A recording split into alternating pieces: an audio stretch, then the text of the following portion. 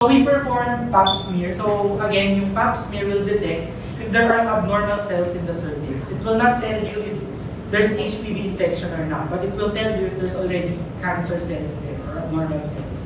So in our study, we saw that 5.3% of women actually have abnormal cytology or meron na kami na-detect na nagsisimulang cancer or pasimulang bukol dun sa mga patients in Tondo, Manila.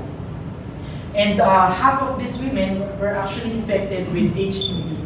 So, yung mga may abnormal na cervical cytology, meron silang HPV infection din. And this shows us that HPV really is associated with cervical cancer. So, I will not burden you with the different types, but this is just showing the different abnormalities in the cervix. But I want to go straight here siguro because this is the most important information. In Tondo, Manila, 90 women or 15.1% of the cohort actually tested positive for HPV infection, meaning around 1 for every 7 women ay infected ng HPV. So ganun siya ka-common. So kung ilan ba yung babae dito? So kung 14 kayo, sabihin dalawa most likely.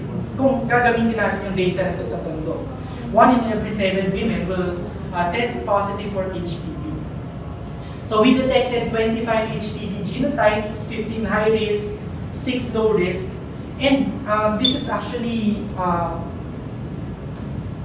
nakakalungkot tong data na to, no? 21 out of the 90, 23% of women na may HPV infection, they're not just infected with one genotype, but they're infected with multiple HPV genotypes.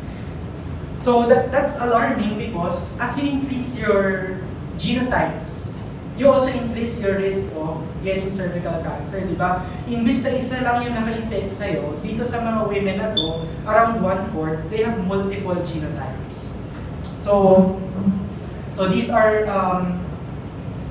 some of our patients with multiple infections. We have one patient with 6 genotypes, no? 6 na klase ng virus yung naka-infect sa kanya. So, for sure, this will be at higher risk of getting cervical cancer later compared to others with just single infection or with just 2 or 3 infection with HPV.